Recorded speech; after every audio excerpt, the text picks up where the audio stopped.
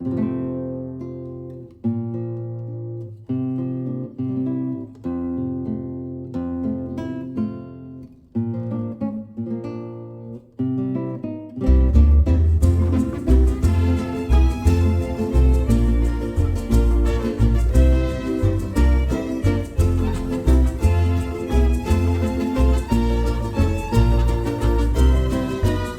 this is Jenny-Jaymes Gunn. I am a community advocate here in Charlotte, North Carolina for LGBT women's rights with the National Organization for Women, gun sense laws with Moms and Men Action, and anything that extends equity to all. Thank you.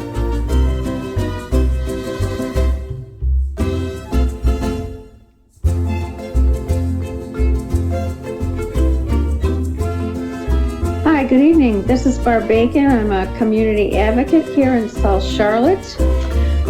Generally, I drive people around and to doctor's appointments, and I'm getting ready to have my sign-up list for taking people to vote.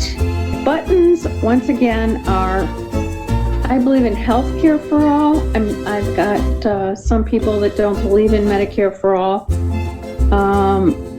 Gun violence, let's get some control of guns, and Black Lives Matter in honor of our friend Joel that passed away last year. So that's it, guys.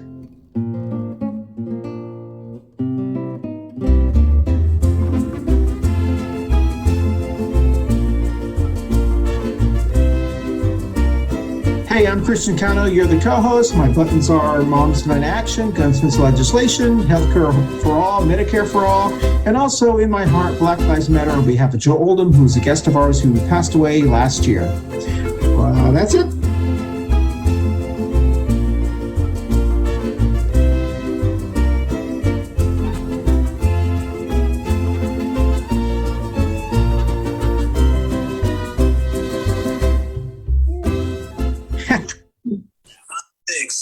Hello, everybody. We got a little Cano mix going on.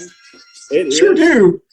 We got the second Wednesday of December going on. We're pretty close to our Festivus episode, which is my favorite one next week. Festivus for the West. And we're going to do a twofer.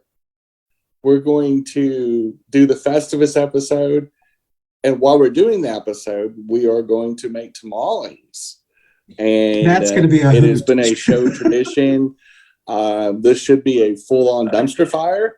Except we'll have this on video for everybody in America to come watch. And to our thousands of viewers each week, it should be pretty funny. Last year, Christian and I made those the night before we went to a drag / concert type thing. And it was not pretty. It was quite funny. But anyway, this is Coffee Pan Dulce, and we are in our second week of the month. And how's everybody doing? Good. Doing great. Good. Good to see. We have a wonderful special guest. Janice Robinson's going to be joining us. And also Wendy Pateo, our neighbor of ours, will hopefully be dialing in tonight. As Jenny said, we tape this on Monday nights, and we drop on Wednesdays. As Jenny said, welcome everyone to Coffee Pan Dulce. I'm Christian Cano, one of your co-hosts, along with Jenny Gunn, Barb Bacon. You've already seen the intro. And we do want to thank everyone who watch us on Facebook Live, also on YouTube, but the thousands who listen to us on your favorite audio podcast platform. All right, let's jump right into Barb's 3 current events.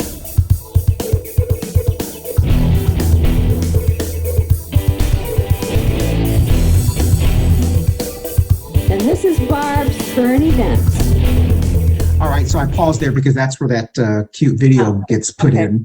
Have you seen that, Barb? Oh yeah. I'm like, Barb's 3 current events. Yeah. I feel like we're about to watch a wrestling event right before. I know. It's like, dun, dun, dun, dun.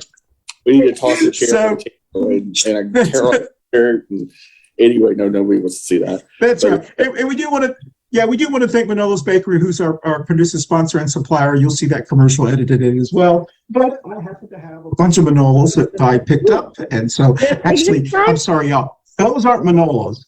That's Harris Teeter Donuts. Those are Manolos. Oh, sacrilege. Sacrilege. A Oh my traitor gosh. there. Woo. I was craving some donuts the other day, and I ended up getting some of those. Okay, so the Barb's 3 current events. Let's go directly into it. This past weekend, MTG was speaking at some event, and she said that if she and Steve Bannon were in charge of the insurrection, they would have done a much better job because they would have brought a lot of guns. I don't know if you want to comment on that. Trump, last week, was very upset and posted on his, whatever his social media is, that he was upset at the prisoner exchange, the Russian prisoner exchange for the women's basketball player. And so people have kind of pushed back on it and said, I don't know why you're so upset. You're the one that signed off on 5,000 Taliban being released, and then also invited them to Camp David. And after that was been posted all weekend long, and I actually posted it as well, people, the MAGAs are saying, that's true, it's fake news. It turns out it is real. So if you want to hear, let's talk about that. And the governor of Florida, on his campaign to punish businesses, has directed their Secretary of State or whatever he is to pull out billions of dollars in state investment in a company called BlackRock because they have openly stated that their goals are producing. They're saying that they're a woke company. But apparently what they're saying is that this is a QAnon conspiracy that started during the pandemic when investment companies got together. They had a summit, and they basically, in 2020, and they said they wanted to do the Great Reset, and they wanted to focus on things that bring highest returns. Some of them are environmental concerns, and QAnon ran with that and said that anyway, it's not real, but apparently the Florida governor's spreading that. So, all right, anybody, let's start with you, Jen, on those 3 topics, then we'll go around if anybody else wants to comment. Well, first of all, the MAGA geniuses, I don't even know if they really understand what woke is. I think we should buy them a dictionary as a collective, but then again, they do love banning books. As far as Trump worrying about how we rescued Brittany Griner and the fact that she was in jail, in a Russian jail, way too long, the process, is one of the things that is just brutal, and especially for an LGBT person. Knowing where they kept her, it was not a fun deal. Him making that stupid comment, of course, he's not going to have to worry about too many more comments because he's going to be in prison pretty soon. But anyway, anybody that sells 1,100 secrets to the enemy and gets American agents killed shouldn't be talking about foreign policy.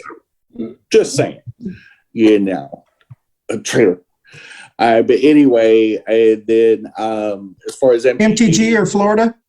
I already commented about the woke stuff. Oh, I'm sorry. Yeah, sorry. I said they need a dictionary. Remember that? Okay. That was just like a minute ago. But Queen. Anyway, as far as MTG, I mean, that literally was a confession. I mean, they just this is ridiculous. I mean, we have the 14th Amendment that's basically she's saying we're going to do it again. We are going to come armed to bear. And if we don't get the results we want in 2024, we're coming. And I don't know how else to interpret that when you say you have regret that you didn't overthrow the government in 2020 or 2021 because of the 2020 election. And next time we won't miss. Yeah. If you could ever pick a political party that's so out of tune with democracy and what it is to be an American, it's these MAGA Republicans right now. They've lost their flipping mind. They say the crazy stuff out loud. They're unhinged. It's problematic, and a sitting member of Congress should do the honorable thing by resigning after making a comment like that. At the very least, the Republican Party should say, you need to step down. Like nothing funny. She's trying to backpedal now. I'm like, no. You meant it. You meant it. And I'm like, what does it take to take American democracy serious? You know? Anyway. I don't know how. All right, Jen. Thank you. Janice, would you like to comment on any of those or not? And yeah. It's the latest when it comes to the MAGA folks and the right wingers and conservatives. It's like the latest outrage of the week. And they, obviously that their strategy is to have a latest outrage of the week to try to hog the media, draw attention away from any positive news coming out of the Biden administration. That's their gift is they're good at being media hogs. I blame a lot of the mainstream media for running after every little thing that they put out, as opposed to reporting on substantial substance information that will be helpful for all of us as Americans. So they're quote unquote concerned about Brittany Griner being released. They should be happy that any American that is being held unlawfully is released. Exactly. Even Paul Whelan's family basically, I guess, clapped back. Is that what they call it? Clapping back at the Trump administration for saying that they asked him to at least tweet about their loved one. And Trump didn't do it. Trump had an opportunity while he was buddy with Putin, try and get Mr. Whelan back. And he did not do diddly squat. So as far as I'm concerned, they can just shut the you-know-what up. Welcome to the show, Janice. Yeah, Janice, tell us what you think. And in terms of these knuckleheads saying this crazy stuff down in Florida, let me talk about woke. As a Black woman, we are sick and tired of, I'm just going to say it, white folks who do not have our best interests at heart, hijacking our terms, our whatever the word is, and trying to turn it around to something that's negative and bad. And I'm sick of that. Being woke is not a negative term. It is something that we in the Black community use to try and help our people to wake up and to understand what's going on in the world that is negatively affecting our community. These people who are trying to take our term, and I used to be a Bill Maher fan. I carried HBO only to watch Bill Maher. Me too. So did I. I went to 3 of his shows here in Charlotte. I'm done. I no longer carry HBO anymore, and I will not go to another Bill Maher show. Now, I think, some of the stuff that he says, I think is good, but, him amplifying this bullshit about being woke has contributed to the problem. So these people who are trying to, again, they tried to hijack the term woke along with CRT. Nobody is teaching critical race theory to kindergartners, K through 12 students. So I always say to people in our community, our red, white, and blue community, and the people that in my networks, especially in the Black community, don't fall for the okie doke for these people. It's a right-wing conservative groups that are funneling this BS. We're going to talk about it a little bit that later. That are basically trying to scare people into voting for their crazy right-wing candidates. Excellent. Very good. Excellent. Barb? I don't really have too much to say about Florida. He can do whatever he wants. I think he's just trying to get media time as well. I'm glad Brittany's home. I don't care what they had to do. They said it was take it or leave it. And how could you walk away and leave her there? I was scared to death when they put her in that penal colony. I didn't know what was going to happen to her. So, and MTG, she'll get hers. She just, I don't think she realizes what she says when she's saying it. And then she seems gleeful that things happen. And I agree with Janice. I just wish they shut up. But if she thinks it's going to happen again, watch what's happening to the Cowboys. The Oath Keepers are next. They're not, the Department of Justice is not fooling around on this. They don't want it to happen again. And I don't know. I don't know. They're obviously not thinking, but I don't give her credit for having any brains. So maybe that's the problem, but disgusting. That's all. Excellent. I completely agree with all of y'all. And on that, we'll take our first break and we'll come back to talk about our topic. Our today's topic is Unmasking Moms for Liberty. And we'll be right back on Coffee Pan Dulce. Hey, y'all, the holidays are coming up, and what better way to celebrate locally than with Manolo's Bakery's fine goods and services.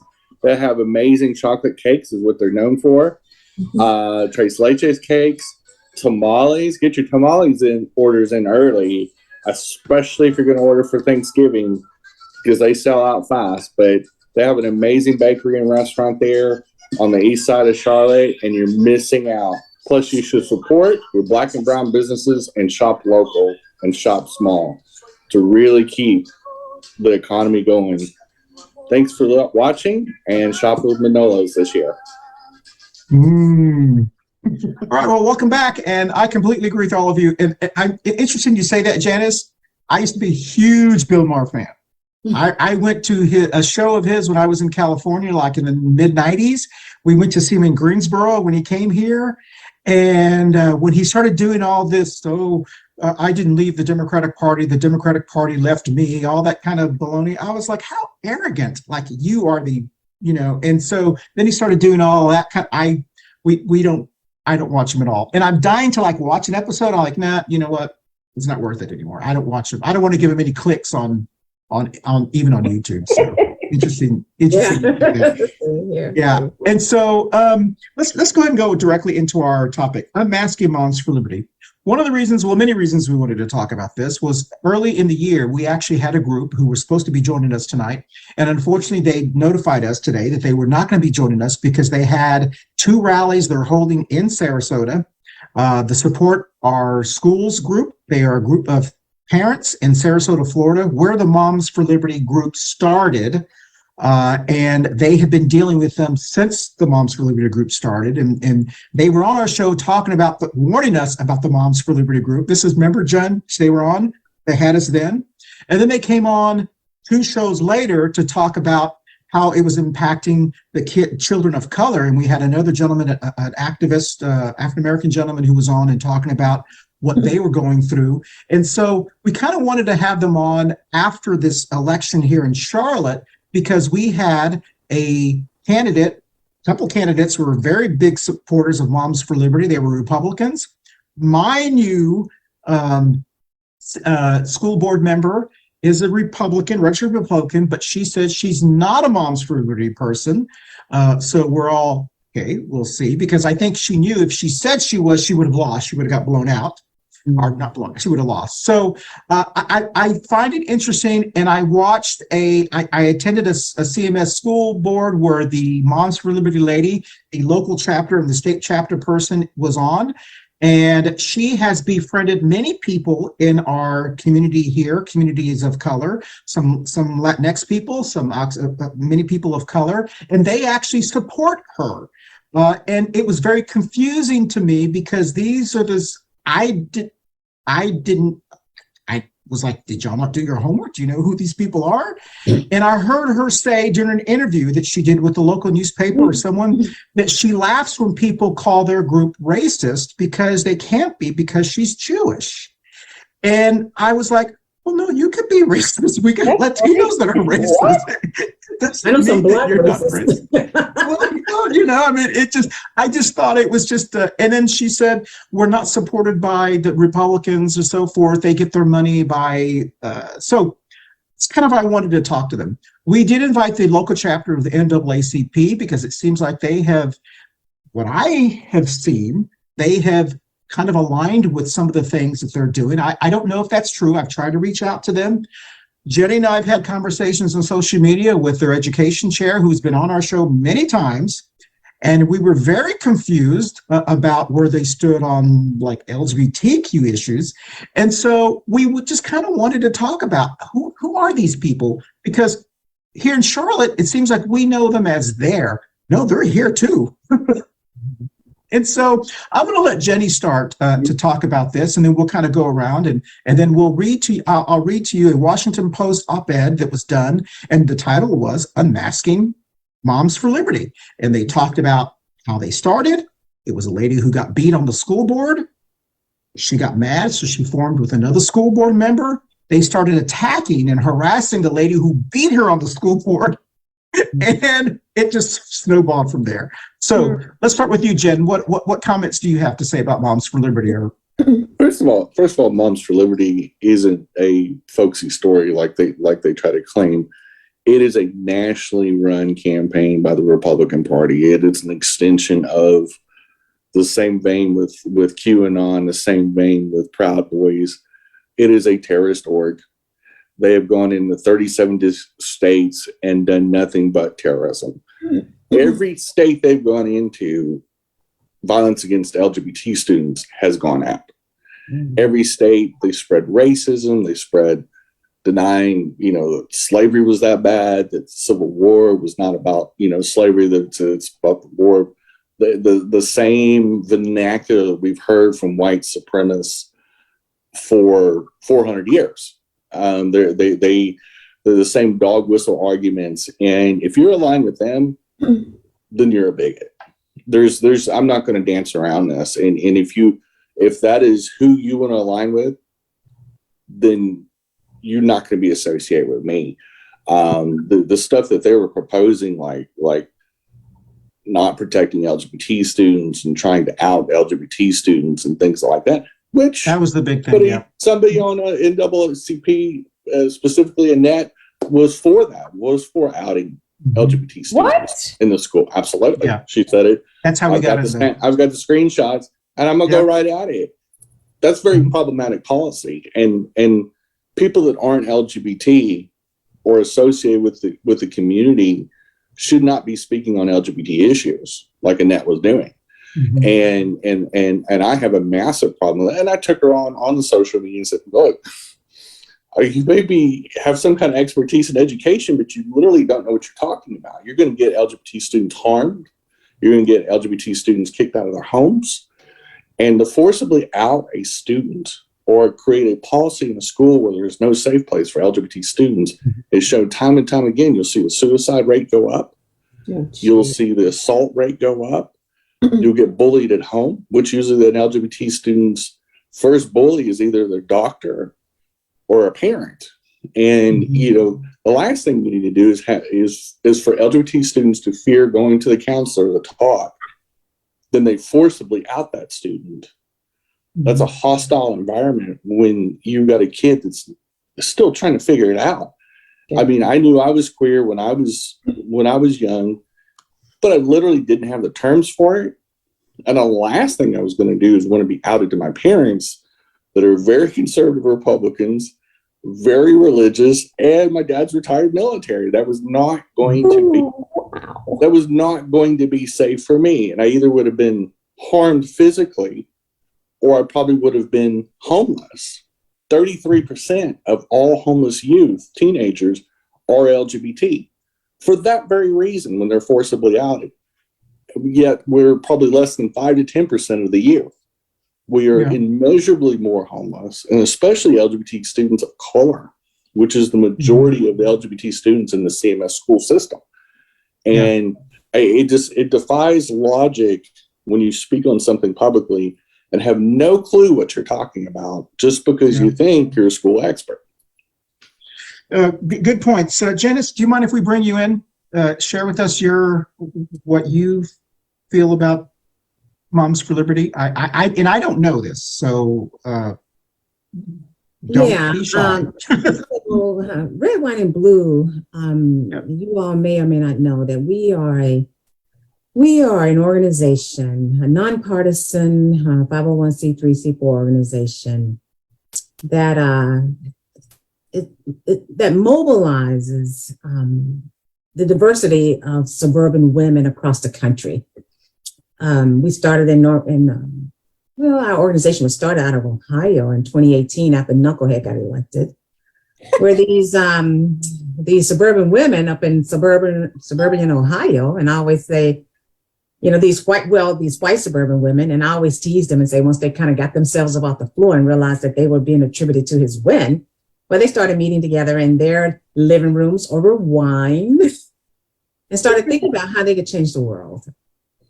And so as they started reaching out to their friends and their friends, their friends, and their friends, their friends, they were instrumental in helping Biden win back Pennsylvania, Michigan, and Wisconsin.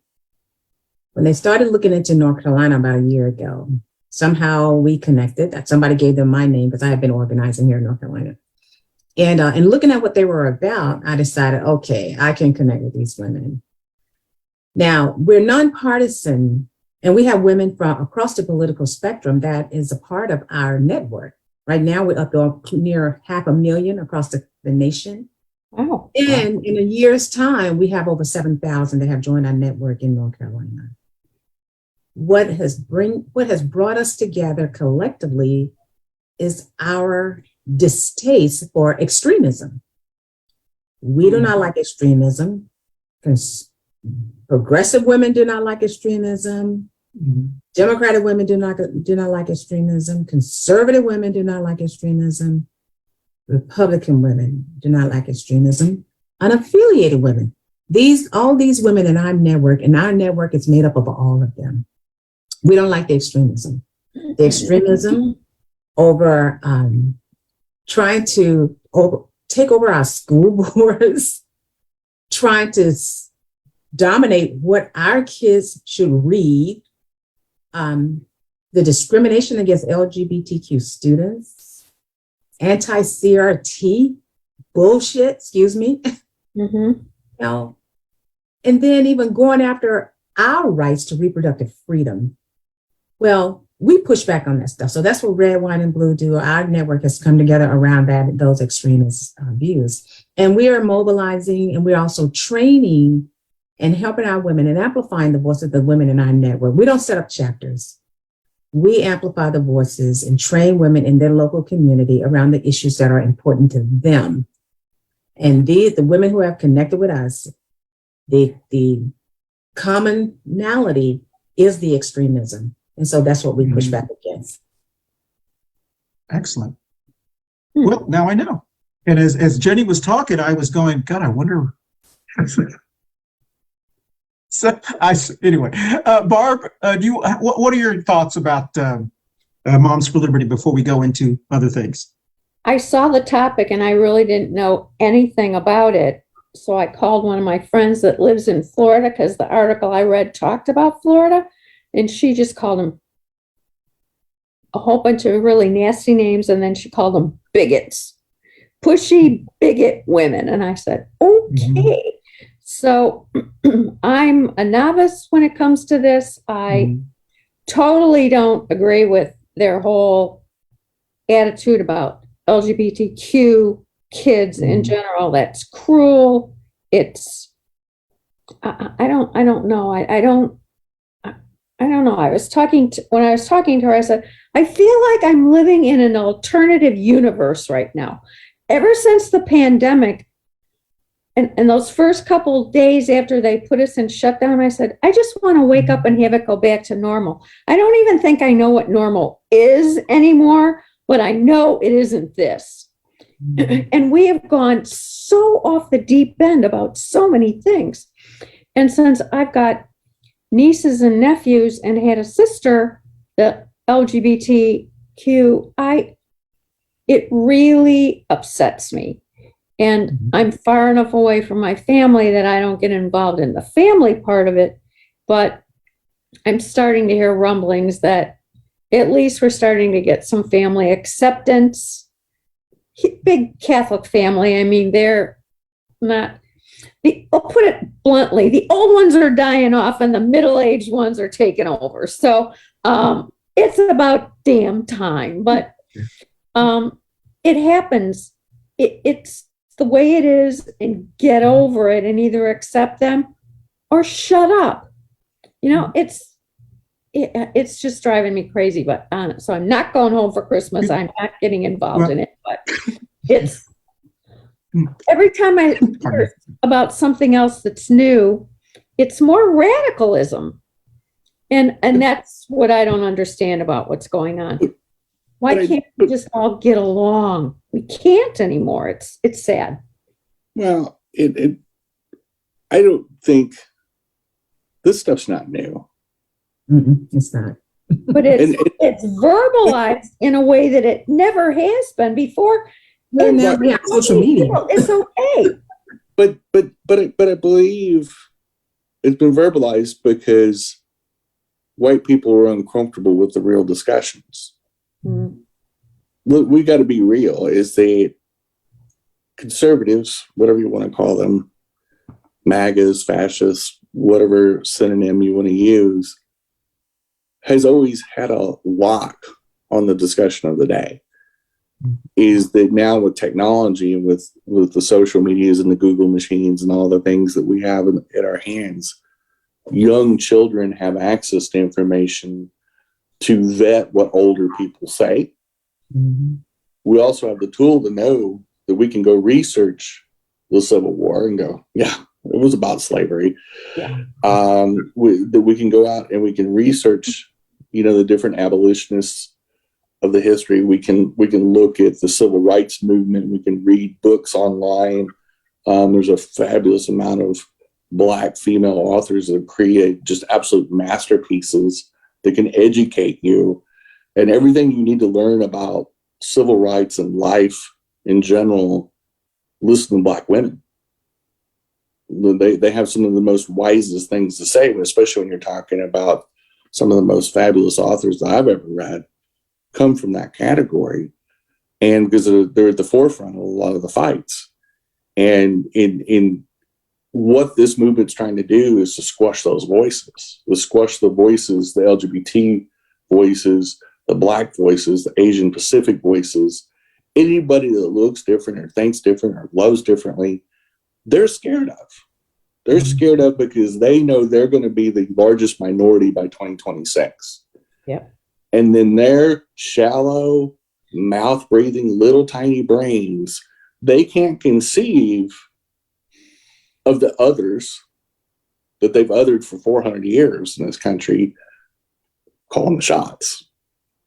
And it's something that the reality is it's like a cold shower of technology that they finally realized they may get treated like they've treated others for centuries.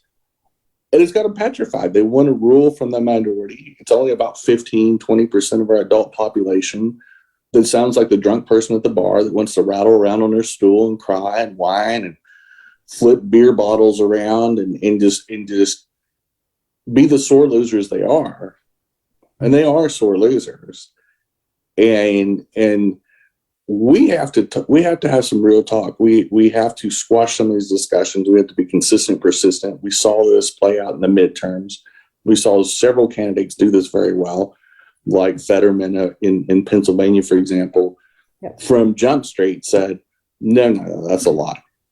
Well, this is not, and we also need groups like Red, White, and Blue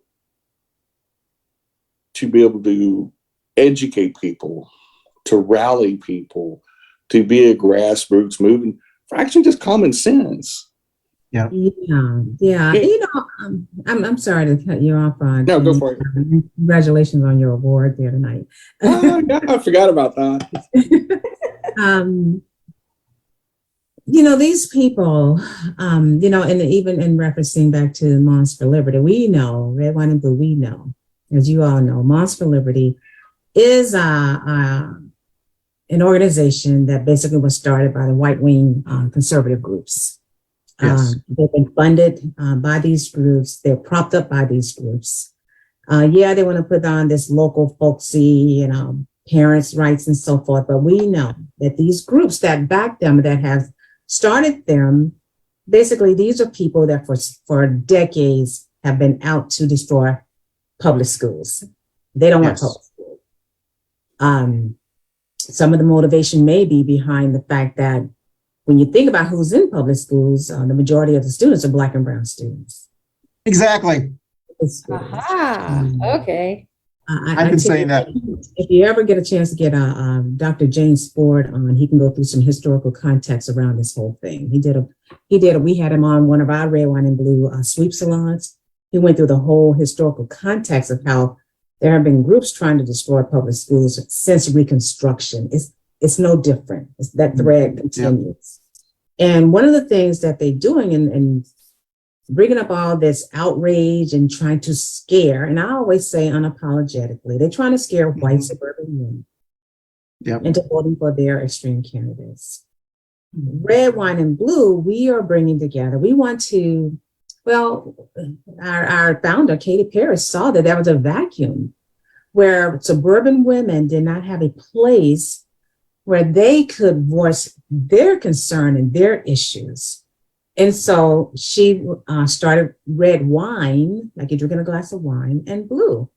And the thing that, in our network of nearly 500,000 across the nation, one of the things that I see is that because we are a diverse organization, I think we're well positioned to have those conversations across racial lines, or the women in our organization, across our racial lines, to talk about, to have these intimate conversations with each other, white women to white women, Black women to white women to Black women, where white women can talk to each other, especially across these diversity, because we are non-political, about, okay, why are some of these suburban women, why are they choosing to vote against their own interests, and helping to educate them and understand what's going on. And I call these intimate conversations, because this is not going to be where you stand up in a group and just kind of challenge each other. No, this is one-to-one.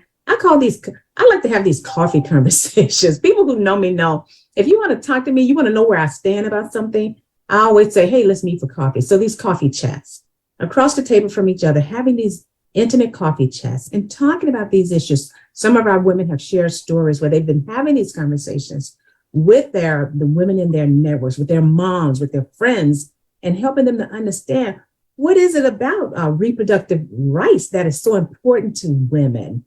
And so conversations with white women to Black women, white women in our network, they may want to know, wow, why is the Black community, why did the Black community not come out and vote in higher numbers? We need to be able to have those conversations with each other. Black women, we want to know from our white female counterparts, why are more of you voting for these right-wing candidates? Yeah.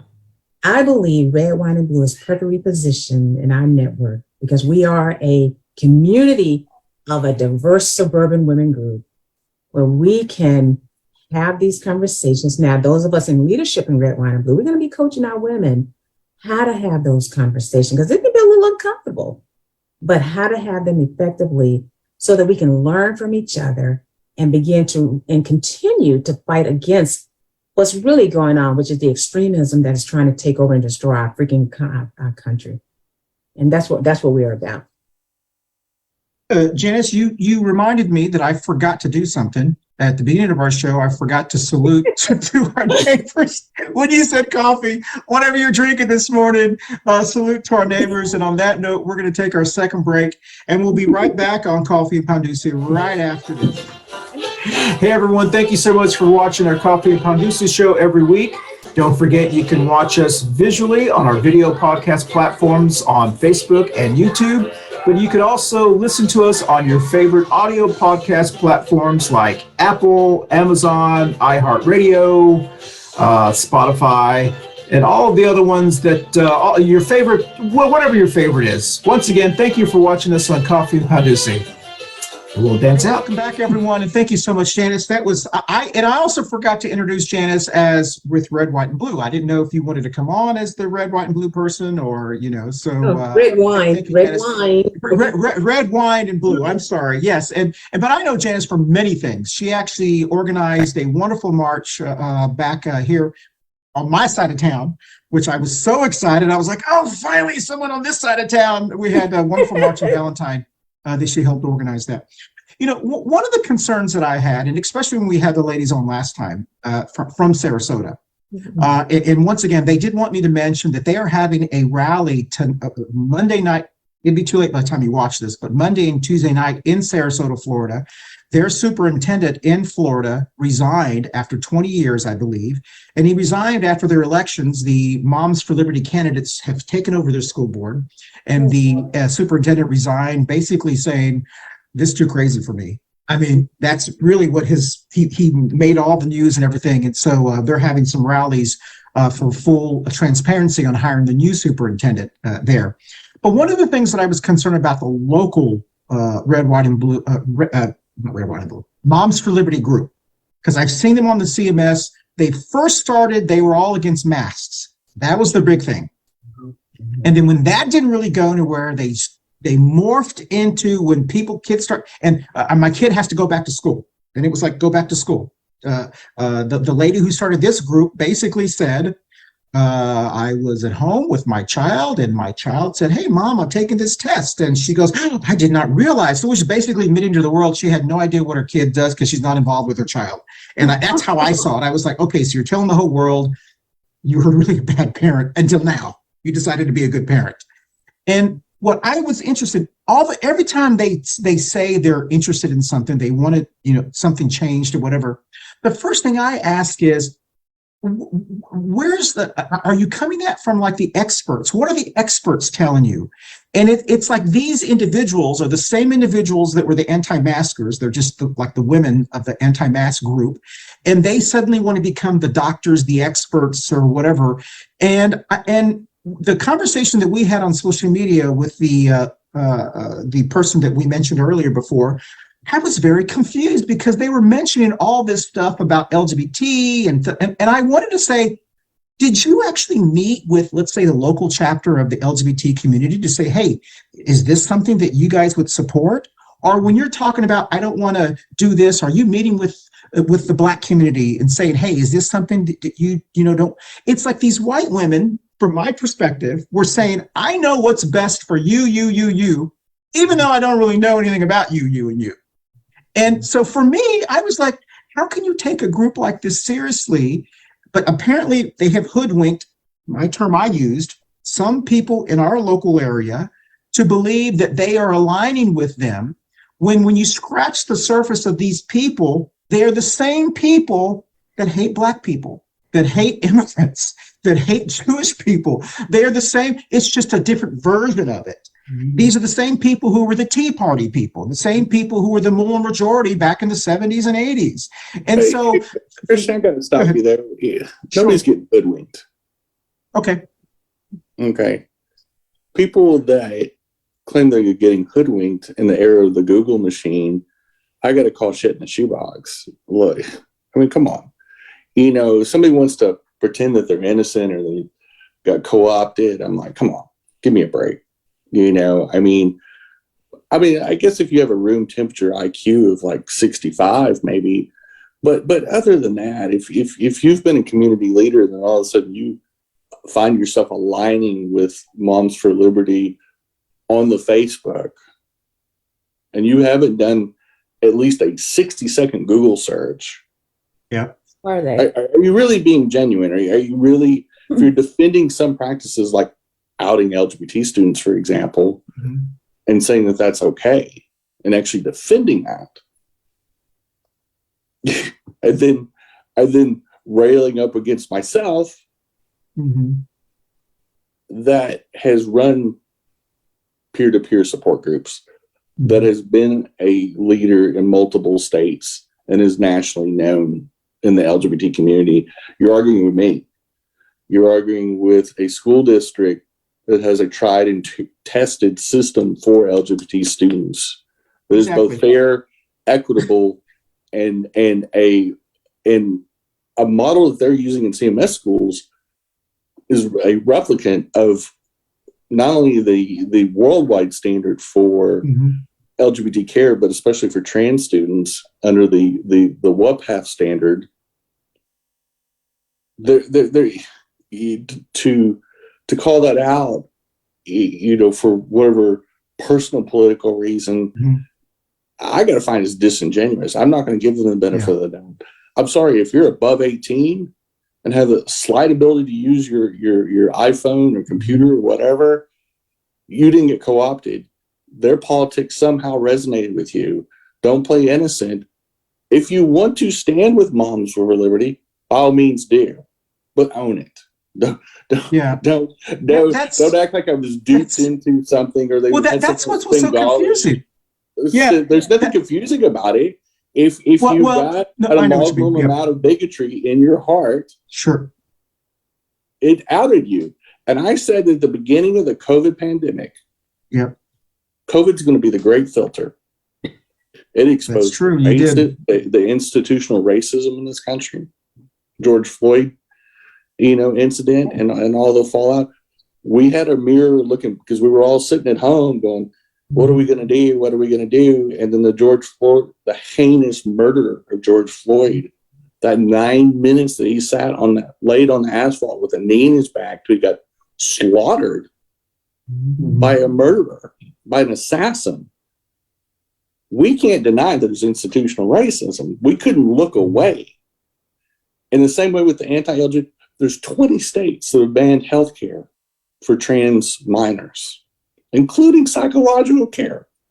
So if you want to make the case that trans kids are psychologically off or mentally ill, fine.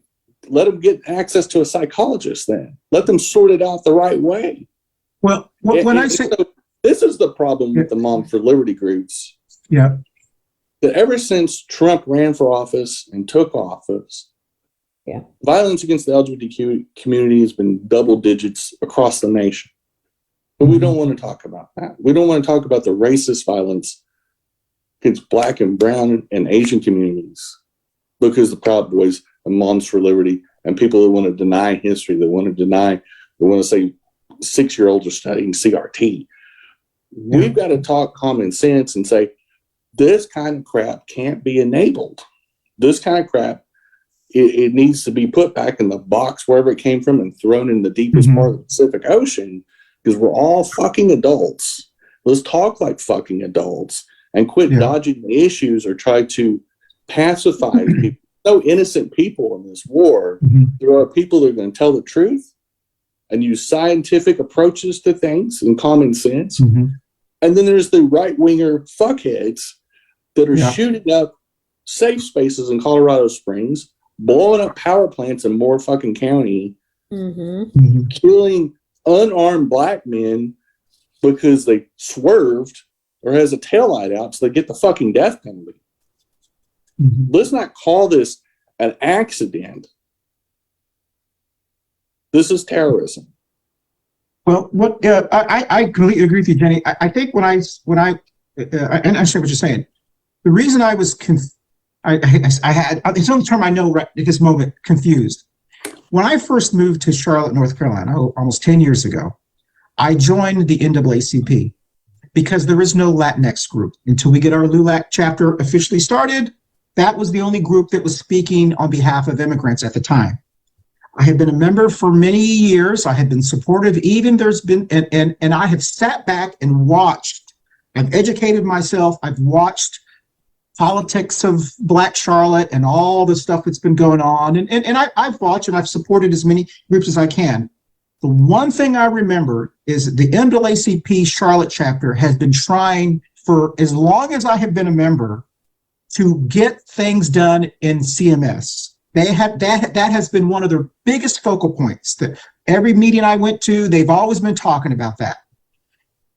The CMS school board, the impression, my observation was the NAACP Charlotte was, the impression I got was CMS has never really given them, taken them, taking their advice or whatever the case. So there's been this like friction. And the friction has been with certain CMS school board members. And it seemed like with this conversation that Janice, Jenny and I had with this individual, that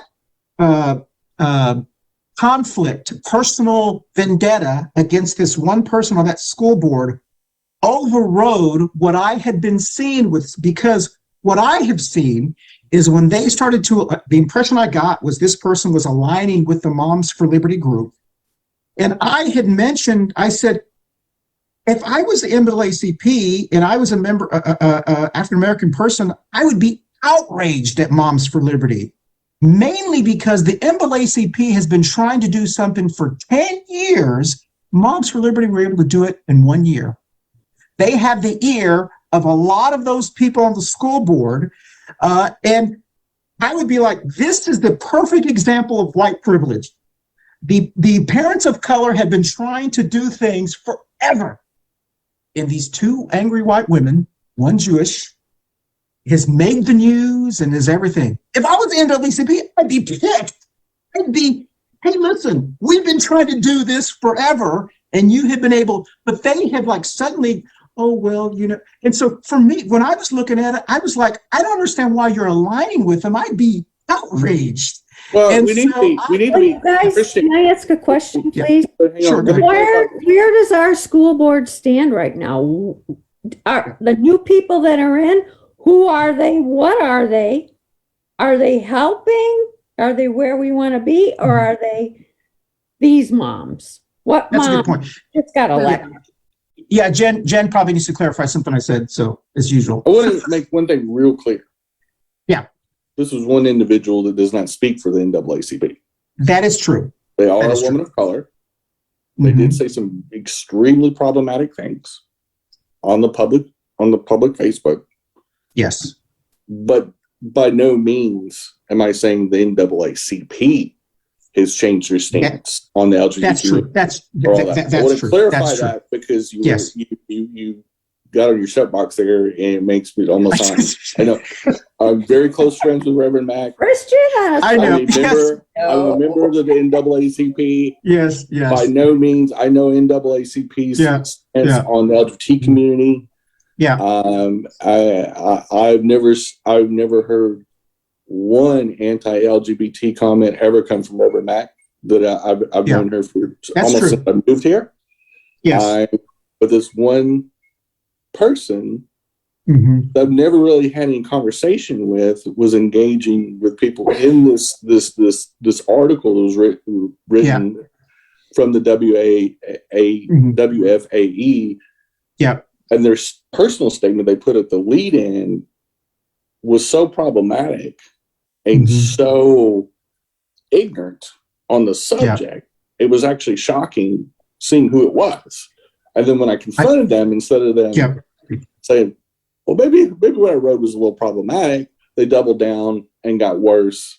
And then it came after me personally. And then it's Well, and that, so and I guess that's what I was. But I do want to make sure that Janice is able to address the state of the school board now. Sure. Because I know she probably has a lot to say about that. And I don't want reason we brought her on is because of her expertise. But,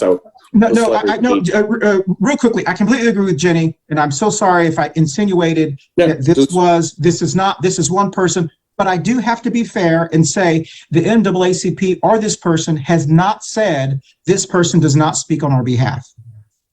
So that's all I have to say. Okay. Yeah. Okay. Go ahead, Janice.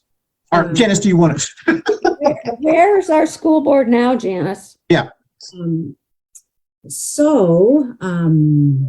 Right now there are,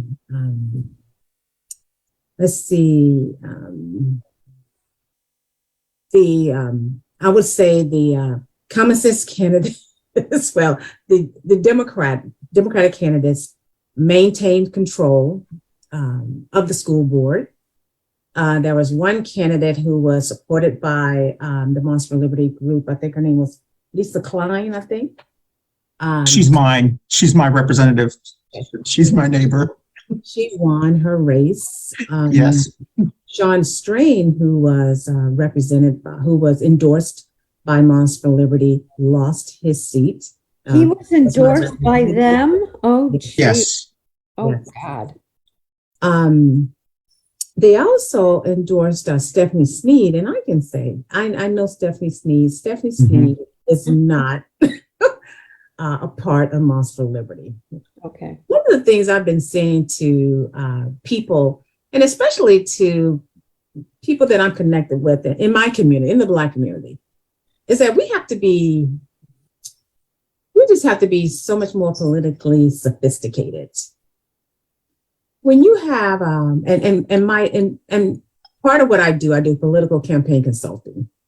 So I'm living and breathing this stuff from the grassroots end and on the political candidacy end. And so we have to learn how to play three-dimensional chess. These people and these conservative groups, the Steve Bannons of the world, the Koch brothers, the Heritage Foundation, the Turning Point USA, Parents Defending Education, the Manhattan Group, all these folks have been around for a long time. And so they play three-dimensional chess. Yeah, they have set up these March for Liberty groups to be kind of another part of their Tea Party kind of fiasco. Yep. And a lot of times what they do, they go after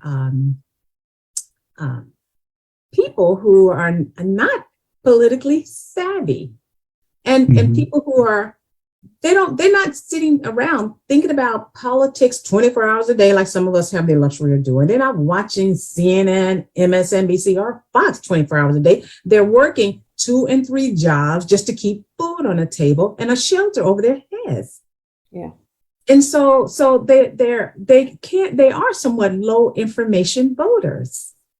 So what these politically savvy people do, and we have to get better at just really getting the information out, is these people spew misinformation out into the yes, and especially into the Black and brown communities, saying all kind of stuff.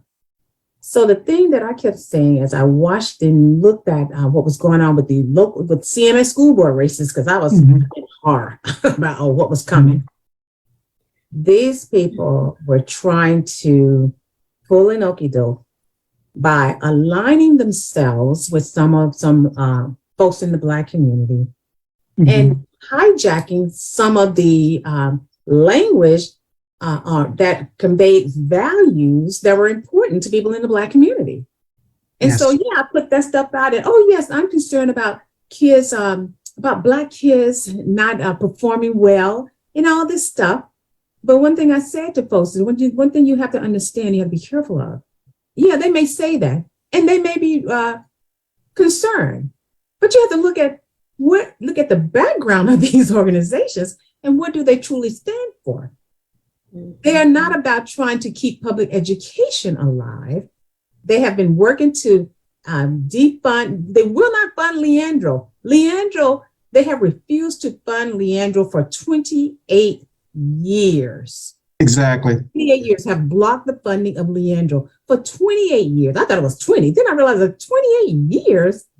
So people have to dig into the background of who these people are. Who are they aligned with? Okay, so you say you're concerned about the concerns of Black students performing. Okay, well, but where do you stand on, I always say to people, ask them, where do they stand on Leandro?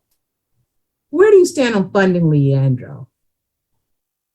Do they know about it? And if they say they don't know about it, walk away from them.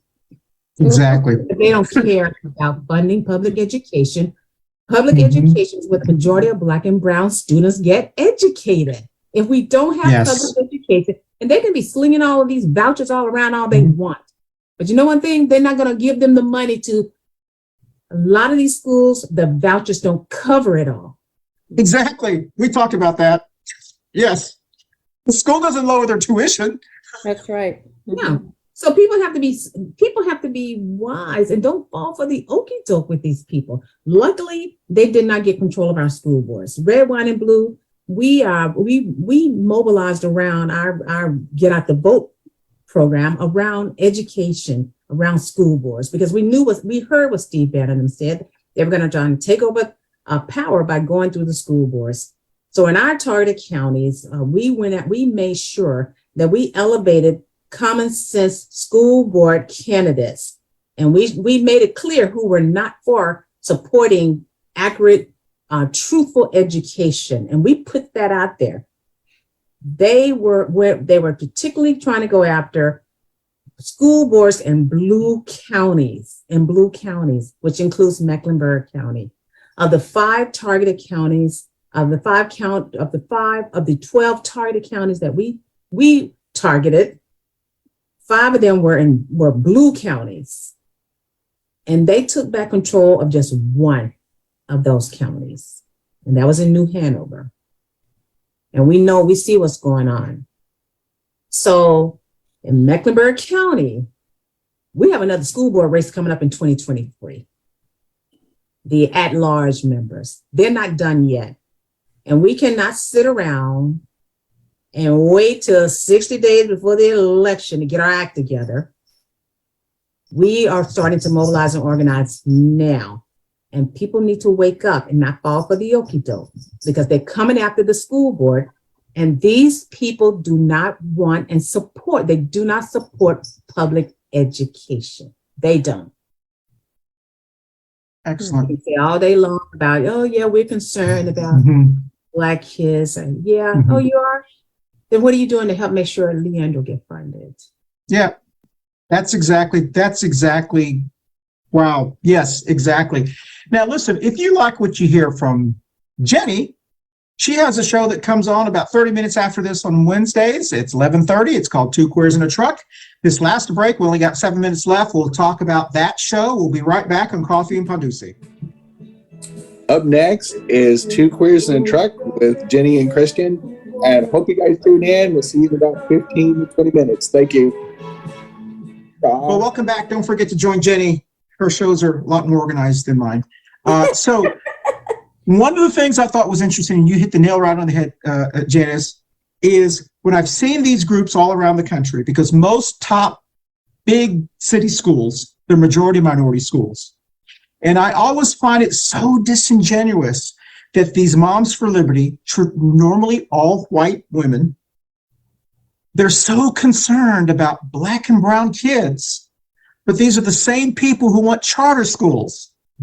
So when the person who was running for my former county commissioner, who lost and was running to take over again, whose kids are in charter school, who's founded a charter school, was a big Moms for Liberty, how we need to do this public, fix it.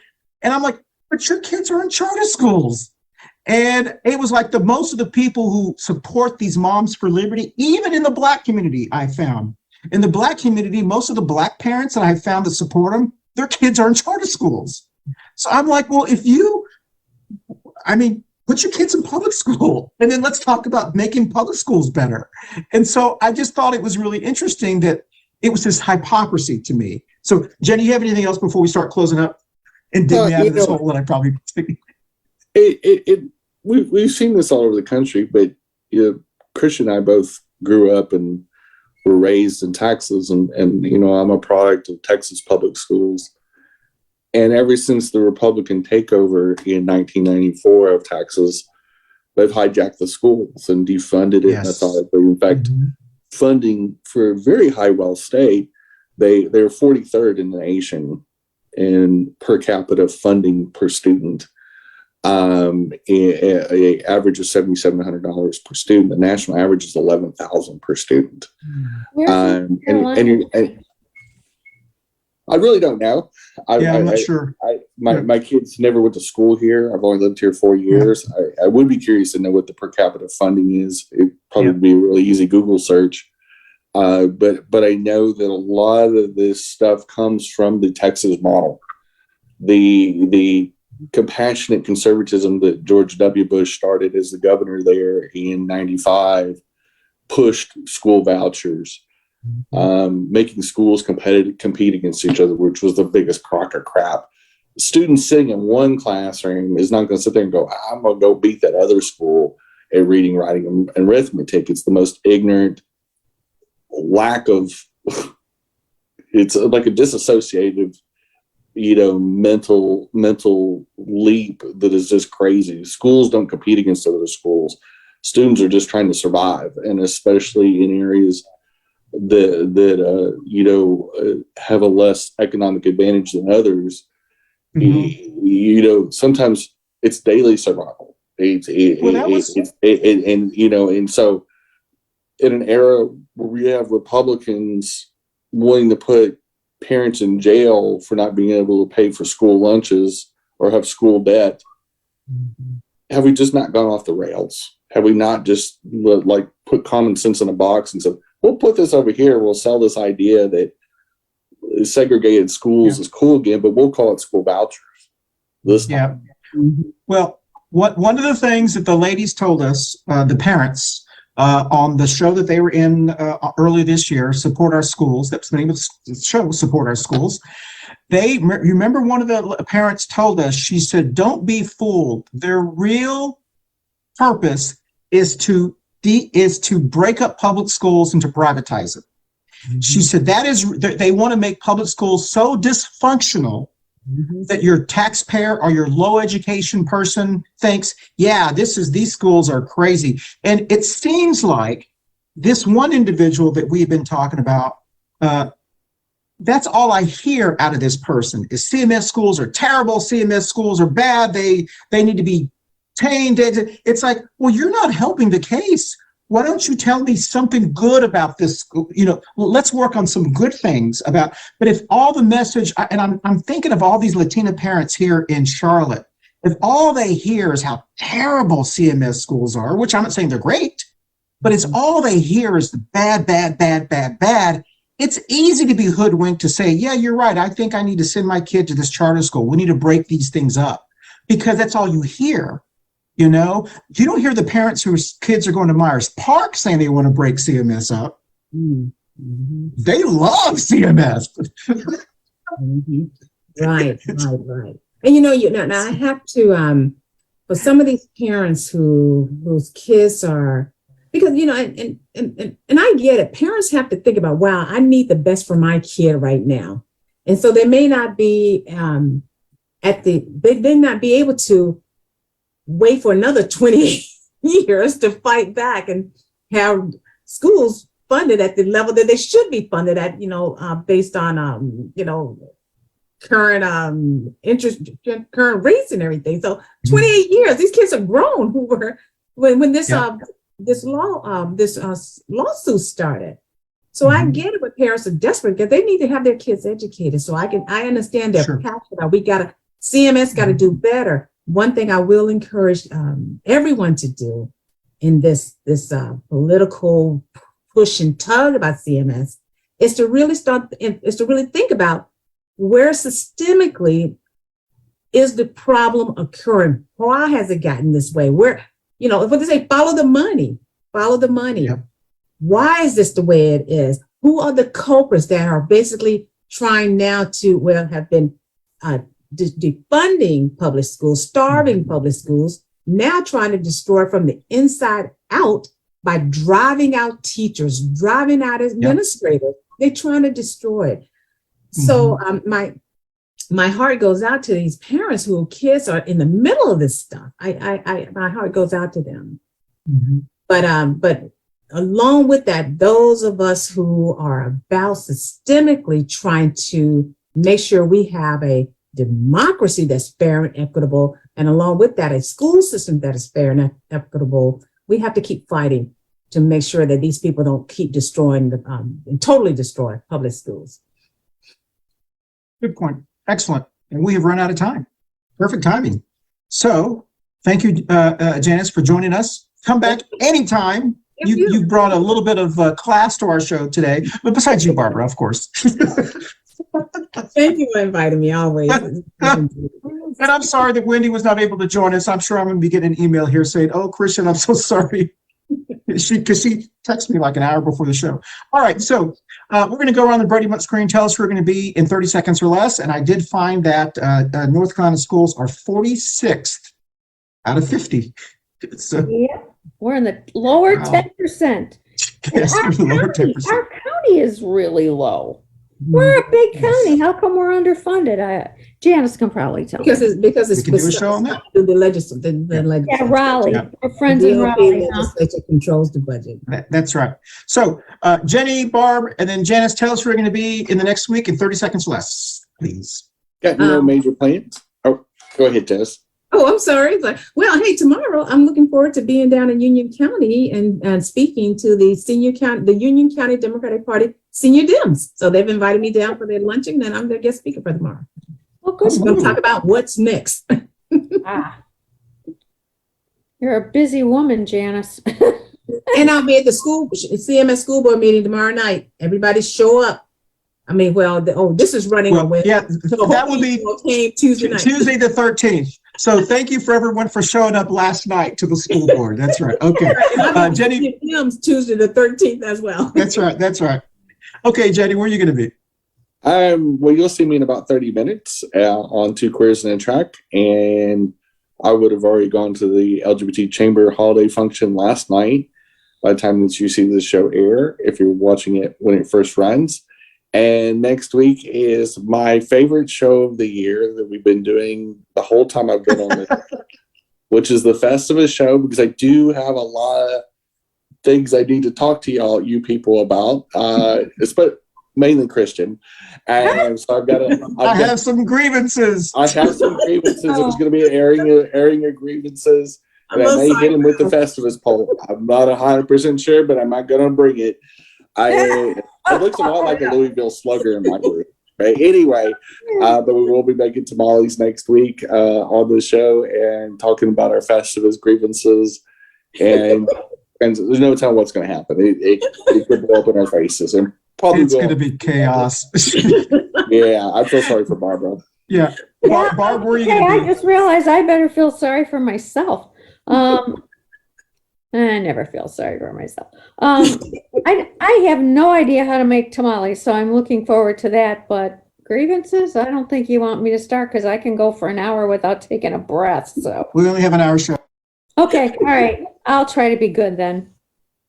Otherwise, I am bound and determined. I'm going to get my Christmas cards out tomorrow, and then I'm 90% done. So my house, haven't even thought about it. So, but that'll come. Am I the only one that? I send Christmas cards after Christmas. That's right. So I'm trying to get because I buy them the day after Christmas when they're on sale. All I buy them the day after Christmas. Get here the following year, but I just pulled mine out yesterday, Barb. I need to get this. That's right. Yep, okay. I started. Yep, I started. They got to be in the mail by the 17th. Ooh. Like thousands of Americans during the pandemic, except I waited till it was kind of over. We're getting our bathroom remodeled, so I will be here this weekend. So our guest bathroom remodeled. So it's going to be fun and tamales. It's going to be a great time. As Jenny said, next week is our annual Festivus show, and we're combining it with how to make tamales. So if you want to know what it takes to make tamales, we will be following the Texas Monthly recipe, not my secret family recipe. Because my family's watching. It'll be the Texas Monthly recipe. So next week. Once again, thank you so much, Janice Robinson, for joining us. And it's always great to have you. And we will, if Jenny will give us some music, we will start getting ready to leave here. I'll start my little. Hey, Janice, I'm going to send you a text about the red, wine, and blue. I want to know about I was going to say, you're like the perfect person for her group. Really? Ooh, okay. Demographically. Nothing. See, I learned 2 new things tonight. Bye, y'all. See you next week. Bye. Next up, thanks for watching Coffee Pan Dulce. Next up is Two Queers and a Track. Stay tuned.